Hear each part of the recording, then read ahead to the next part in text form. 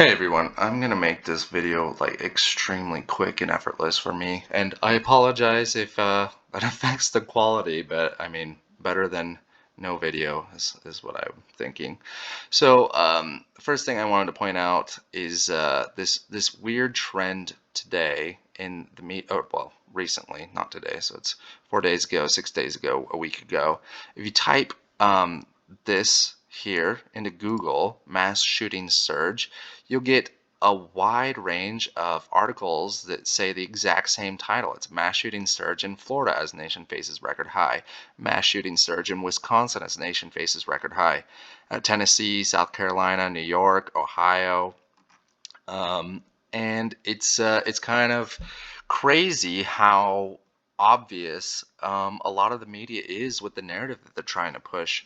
Um, there's clearly a narrative, and it's kind of coordinated with this bill that I don't know if it passed or they're trying to pass it, or but it's a gun control bill, and my understanding is that it affects background checks. I didn't research it extremely thoroughly, but it wants to close the Charleston loophole. Um, and from what I understand, and this is the understanding of a layman under like research, the bill would make it so that you can't have private selling without or the private exchange of firearms between individuals without having a background check. Um, Let me give you an example. I never met my grandfather. He passed away before I was born, and the only thing that I know that belongs to him that exists that I might be able to get my hands on someday is a little 22 rifle that my father has, and I would like to have that as a bit of my grandfather who I never met. And hearing how he was described, I feel like I'd take a lot after him. And so I think it would be pretty personal to me to get that firearm. But now the state's saying like I have to go through this background check, I have to give it to a dealer and have them do it and process it federally. So I mean, just I mean, it's not like the end of the world for that situation, but it is um, it's a thing. It's an obstacle. Um, I like how they say it's common sense gun reform. And sure, it might appear to be common sense, but common sense to me is, well, let's read what the Constitution says. And it says, the right to keep and bear arms shall not be infringed. And so common sense to me would be that the bearing of arms and keeping of arms shouldn't be infringed. But it's illegal in a bunch of states to bear arms or even own firearms. So, I mean, that doesn't seem sensical to me, let alone commonsensical. Um, I also like this article from USA Today. Where is it? They say that um,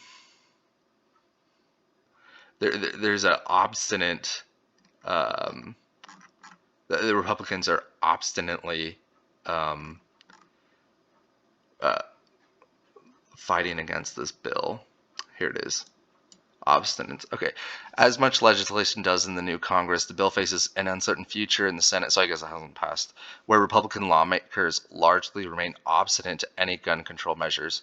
So I looked up the word obstinate just to be sure, and it says firmly or stubbornly adhering to one's purpose, not yielding to argument, persuasion, or entreaty. Okay, characterized by inflexible persistence or unyielding attitude.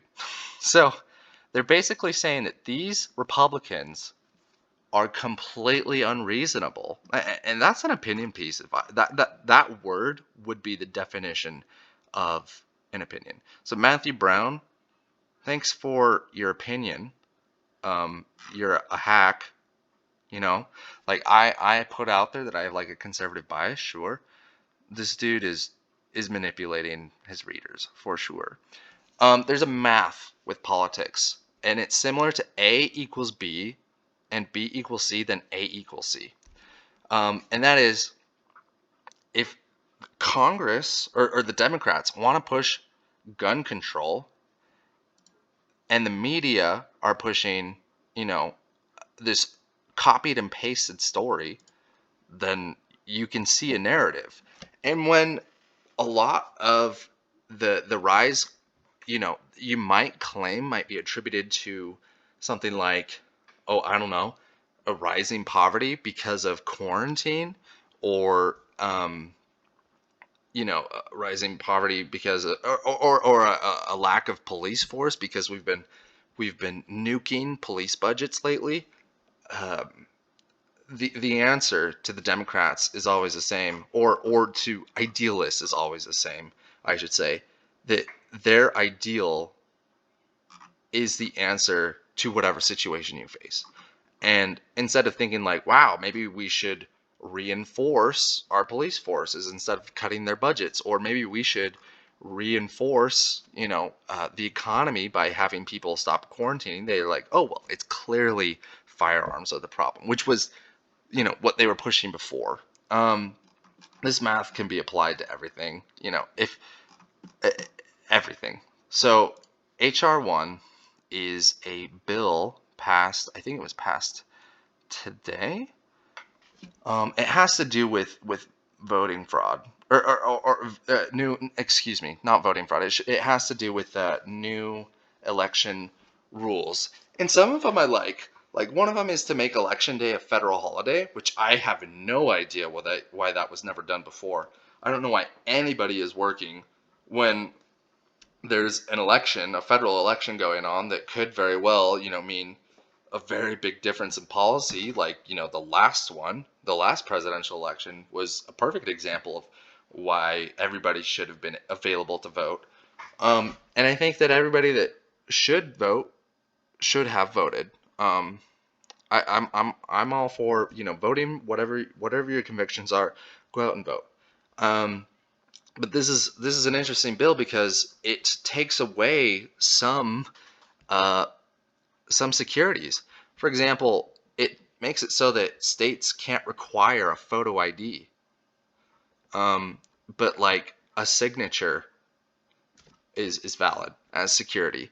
So the people that are saying that the integrity of the last election was, non-questionable, are also changing the laws about elections.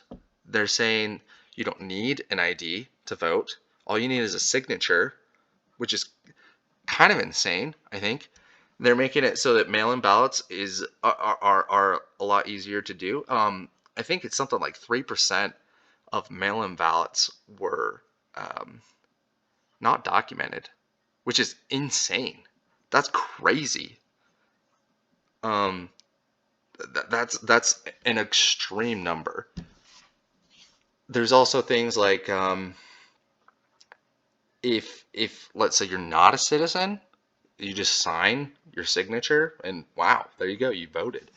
Speaking of non-citizens, there's this whole push in the Biden administration.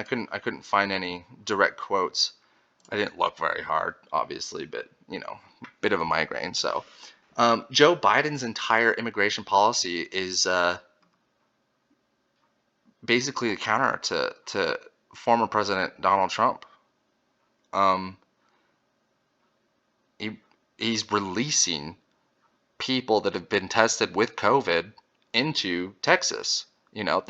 That's his stance on illegal immigration. People illegally crossing the border. He just lets them go, and he doesn't always let them go. Like, he's still separating children from their parents and putting them in cages, which was a huge deal. The policy started under Obama, and Trump did it, and now Biden's doing it. So, I mean, but the math is there. They're changing election laws to make it so that you don't need ID to vote, and they're letting in new people into the country. The math there is very simple. They're pushing the same narrative across the entire country, and there's a million reasons why it could be.